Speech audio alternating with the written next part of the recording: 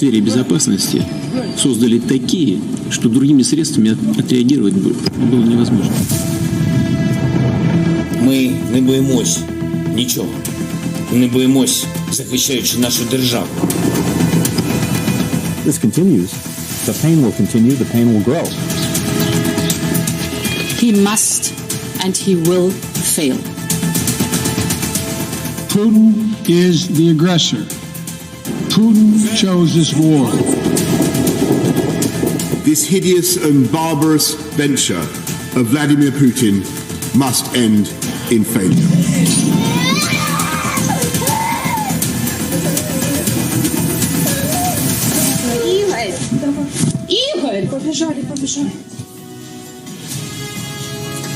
War, they say, is the continuation of politics by other means. Russia's war on Ukraine is no different. Putin is negotiating with missiles, trying to bend Ukraine into submission using brute force. The West is hiding behind hollow words, wielding the blunt weapon called sanctions. The president of Ukraine today said he spoke to 27 leaders, 27 European leaders, on whether Ukraine will be able to join the NATO. Not one of them answered. They're afraid, he says.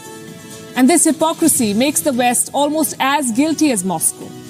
They did not offer Putin the so-called security guarantees he demanded, and they won't offer Zelensky the military support he needs now. So what's the way forward?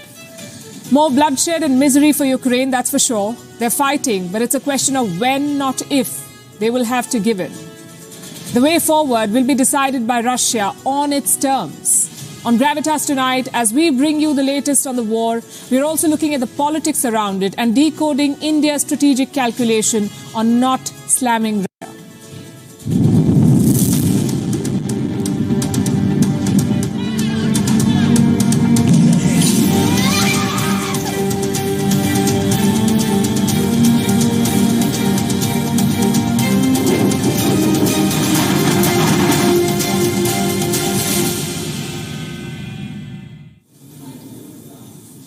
It's day 2 of Russia's invasion. Today, all the focus was on Ukraine's capital, the battle for Kiev. It's not a question of if Russia takes the capital, it's a question of when. Ukraine is not giving up yet, but the odds are stacked against them. Around dawn, this Russian plane was shot down. It crashed into a residential area in Kiev. Were there people inside? Was it unmanned? What was it targeting? We still don't know. This hunk of metal is all that remains of it. Right now, Russia is at the gates of Kiev. The biggest battles are happening on the outskirts. Overnight, one airbase made all the news. Hostomel. You can see why the Russians want it. Hostomel has a full-fledged airstrip. It is just 50-odd kilometers from Kiev. If Russia takes it, they can use it as a staging ground, land their planes, bring in supplies. And early on, they managed to do that.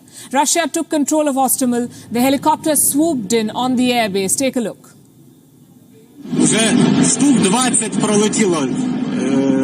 Не видно українського герба. Точно російські. Прямо над хатами. Прямо ось над хатами літають, падли. Полетіли в сторону аеропорта. Бомблять аеропорт. Чути, що йде бій. Вже штук 30 нарахував точно. Chances are it was a bloody operation. Russia claims 200 Ukrainian soldiers were killed. The Kremlin is planning to deploy paratroopers to guard the airbase, but they don't plan to hold fort. The plan is to push on to Kiev. Russian ground troops have reached the Obolon district in Kiev. Let me pull up the map again. Obolon is just north of central Kiev, just 16 kilometers, 16 kilometers from the president's office. And here's what Obolon looks like right now. Deserted streets, Russian tanks moving around, Russian military vehicles ferrying soldiers. From the looks of it, there was very little opposition. Of course, Ukraine does not admit that.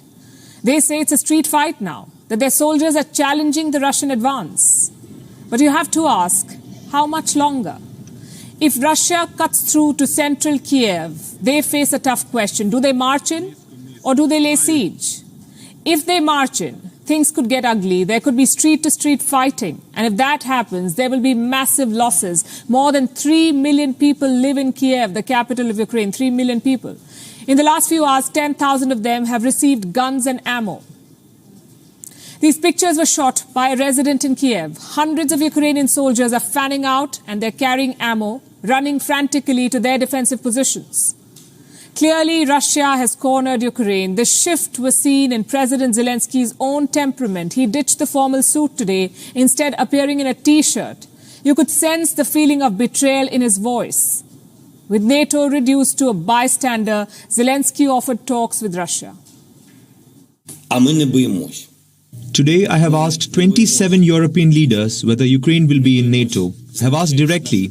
Everyone is afraid. No one answers. But we are not afraid. We are not afraid of anything. We are not afraid to defend our country. We are not afraid of Russia. We are not afraid to talk to Russia.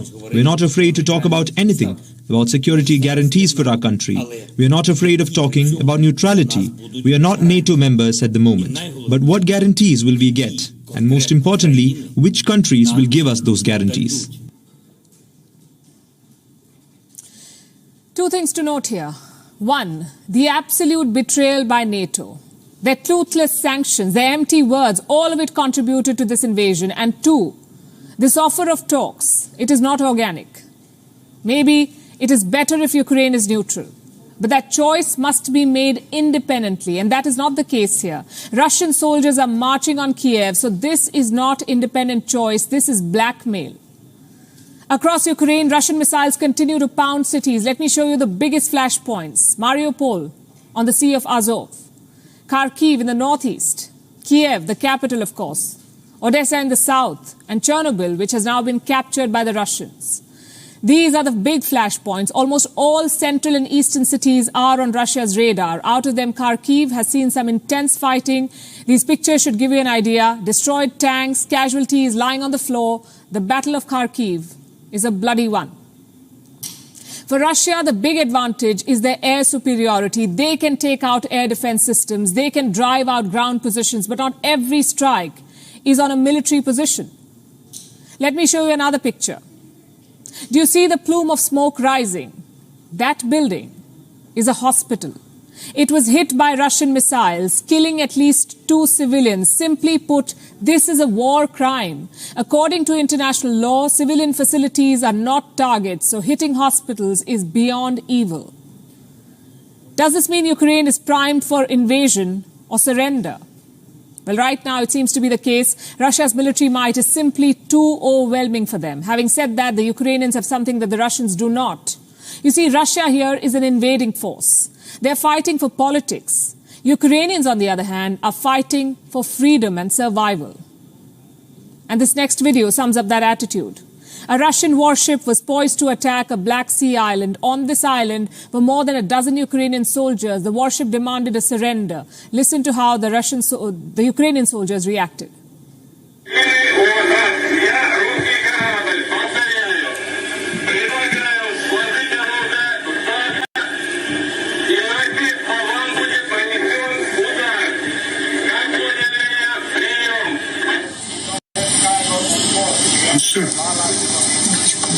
Нахуй тоже надо. На всякий случай.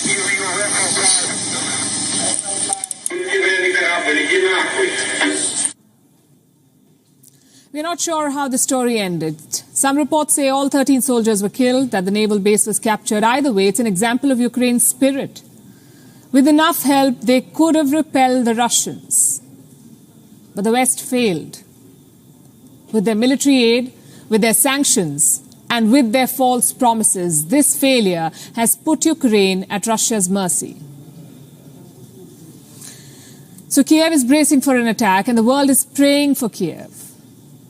There are anti-war protests around the world. Let me show you some.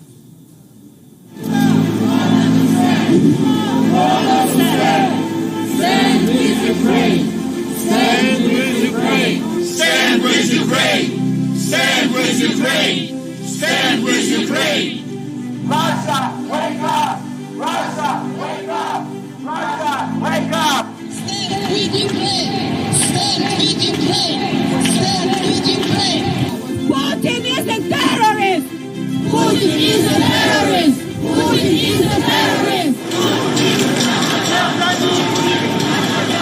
Руки геть від України! Руки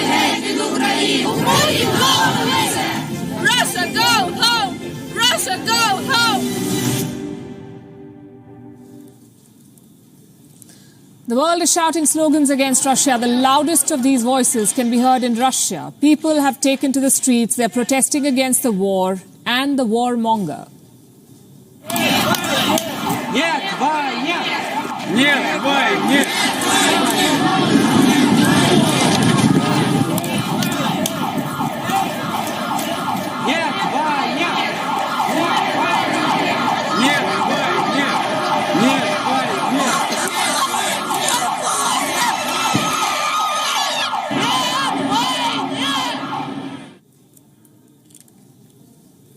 People want countries to come together. They want countries to do more, to do all they can and stop the war. But are our world leaders listening? Are they doing enough?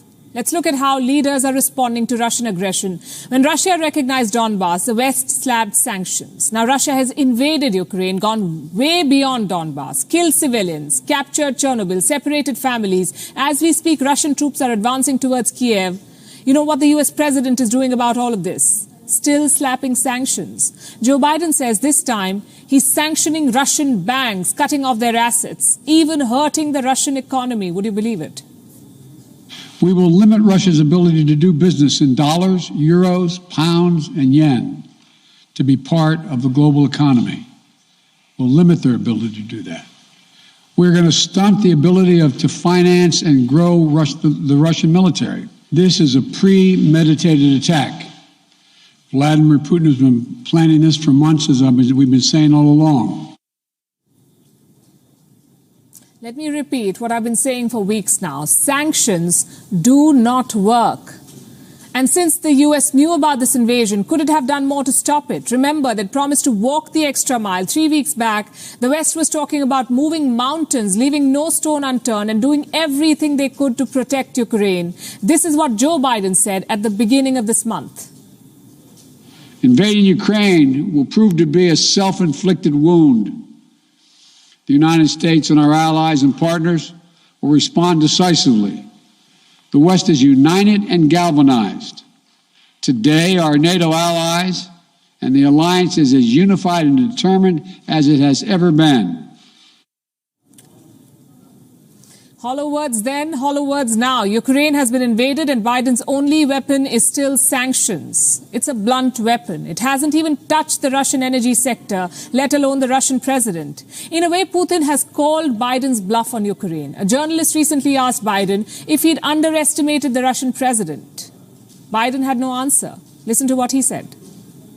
Did you underestimate Putin? He has much larger ambitions in Ukraine. He wants to, in fact, reestablish the former Soviet Union. Is another issue, and we will talk about it tonight. But for the moment, let's stick to what the West is planning to do about the marching Russian troops. Are world leaders doing enough to help Ukraine? If Biden could just step out of the White House, he would hear the answer to this question. Not enough! Not enough! Not enough! Not enough! Not enough! Not enough! Not enough! Not enough! Not enough! These are protests right outside the White House. And just to be fair, Joe Biden is not the only world leader who made powerful speeches and then dodged. French President Emmanuel Macron is acing this tactic. Here's what he said a few weeks ago. Et nous allons continuer d'agir dans les semaines qui viennent. The peace and stability of the European continent are treasured by us, and we believe our duty is to do whatever is in our power to preserve it. Les Européens sont notre trésor. Well, I have news for President Macron. Europe's peace and stability have both been bombed by Russian jets. So now, will he do everything in his power to restore peace? What does he propose to do? Les sanctions portées à la Russie seront à la hauteur. Sanctions against Russia will be proportionate with the aggression it is guilty of. Militaire et économique. How do these leaders plan to weigh sanctions against human lives? The scales will never add up. You can't compensate for war crimes with money. But they're all playing the same broken record. Here's British Prime Minister Boris Johnson. Today, in concert with our allies, we will agree a massive package of economic sanctions designed in time to hobble the Russian economy. And to that end, we must also collectively cease the dependence on Russian oil and gas that for too long has given Putin his grip on Western politics. Russia has attacked a country, and Johnson's best response is, we will try to end our dependence on Russian oil. Just last week, the same man, the British Prime Minister, was resolute and ready to punish Russia. This is what he said at the Munich Security Conference. But if dialogue fails, and if Russia chooses to use violence against an innocent and peaceful population in Ukraine, and to disregard the norms of civilized behavior between states, and to disregard the Charter of the United Nations, then we at this conference should be in no doubt that it is in our collective interest that Russia should ultimately fail and be seen to fail. What, if I may ask, is Johnson doing to ensure that Russia fails in this war? His sanctions clearly are not enough. And I'm not the only one saying this. The leader, in fact, the only leader standing up to Russia at this point, is saying this. This morning we are defending our state alone, as we did yesterday. The world's most powerful forces are watching from afar. Did yesterday's sanctions convince Russia? We can hear that in our sky and see it on our earth, that this is clearly not enough. Zelensky says he's defending his country alone. The West had promised to stand with Ukraine. Biden had sold himself as the leader who could handle a global crisis. Macron had projected himself as the de facto leader of Europe, one who could save the continent from a war. When time came to rise to the occasion, these leaders hid behind hollow words. But for a moment, let's try to look at the strategies these leaders are mulling, the kind of measures they're taking to limit the Russian advance.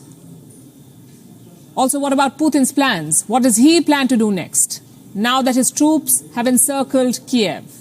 To discuss this, I'm being joined by my colleagues.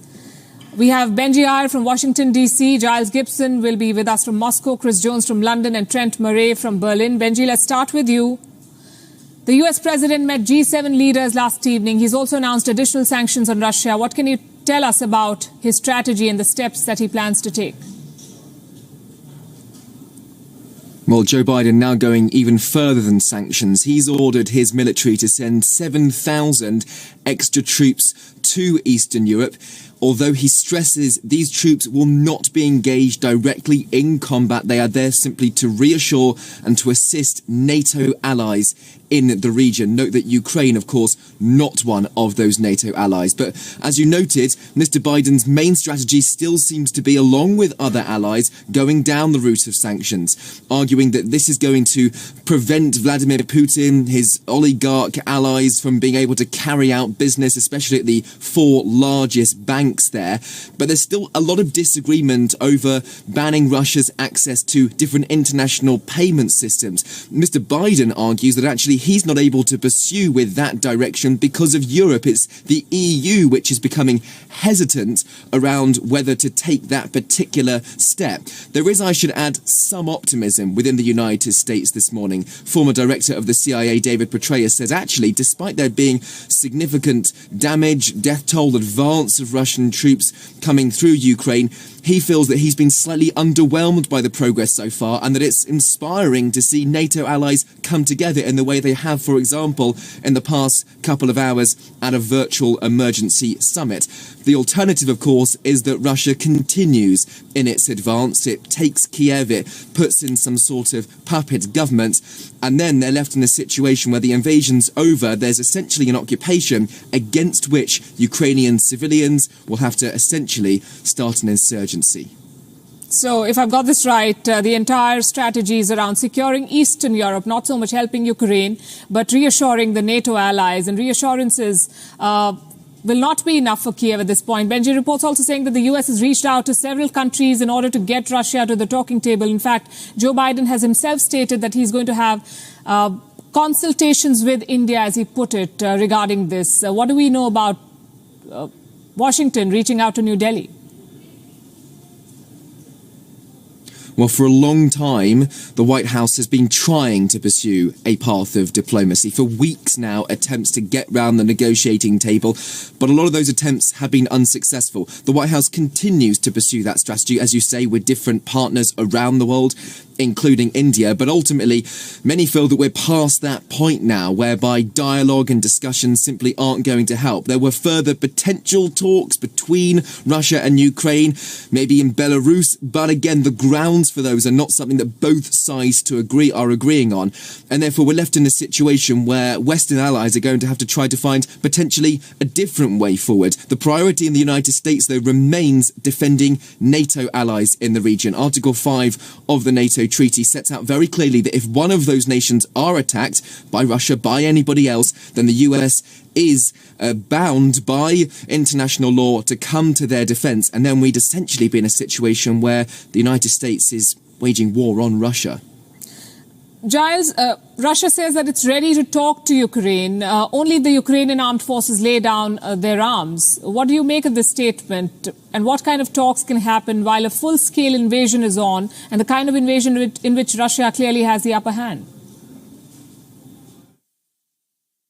We've been hearing from Dmitry Peskov, the spokesperson for President Putin, talking about how the Kremlin, Russia, is open to holding negotiations, talks with the Ukrainians in the capital of Belarus, Minsk. We've also heard in previous hours from a Ukrainian government official talking about how they are willing to discuss becoming neutral in terms of whether they want to become a member of NATO or not. Also, another key bit of diplomacy going on in the last few hours. We've had reports from Chinese state media saying that Vladimir Putin has had a telephone conversation with the Chinese president Xi Jinping, and Chinese state media saying that Xi told Putin that he supports negotiations going on between the Ukrainians and the Russians. Trent, in fact, I wanted to come to Chris first. I think London's strategy is also centered around sanctions. We've heard that the UK is planning to shut Russian banks out of its financial system, and Putin's former son-in-law, who lives in the UK, could also come under some kind of sanctions. What more can you tell us about Boris Johnson's strategy? Yeah, well, Boris Johnson and the UK government has placed many sanctions on hundreds of businesses, Russian oligarchs, and also certain wealthy individuals as well. We've heard earlier that Boris Johnson had a conversation with Ukraine's President Zelensky over what more could be done. Zelensky is basically pleading with his Western allies, saying that not all sanctions have been exhausted just yet. Really, the strategy revolves around damaging Russia economically and making sure that they can no longer afford to essentially push any further into Ukraine. Now, one of the things that they haven't put in place, that the UK hasn't sanctioned on Russia, is the removal of the Russian kind of traders from the financial global system, SWIFT. Now, SWIFT is essentially a huge financial system that allows countries, businesses and traders to make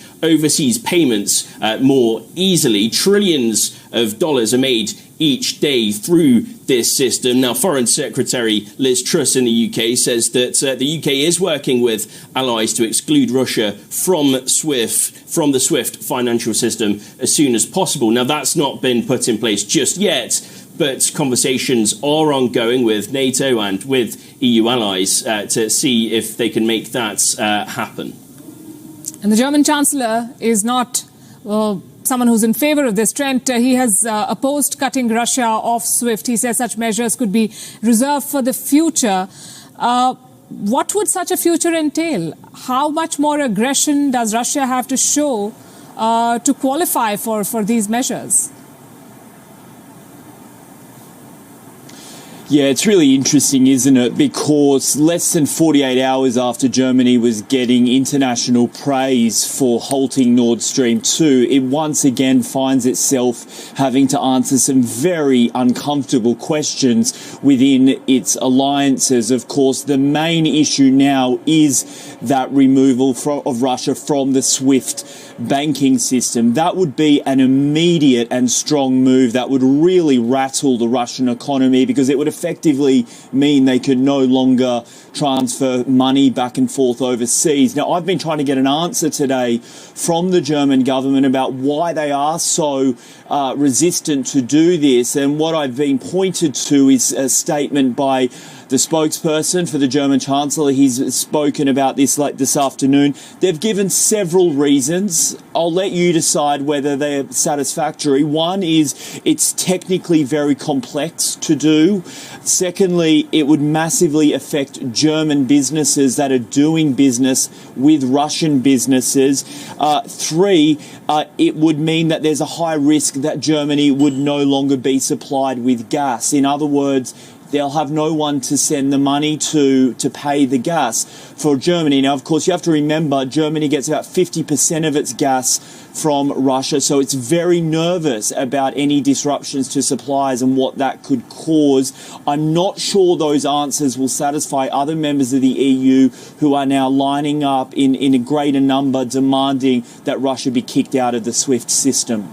Well, I would say the degree may vary, but this could be said of all the leaders in the Western Bloc who've put their own interests, I think, above Ukrainian interests at this point. But thanks very much. We'll be tracking the story with all of you, Benji, Giles, Chris and Trent.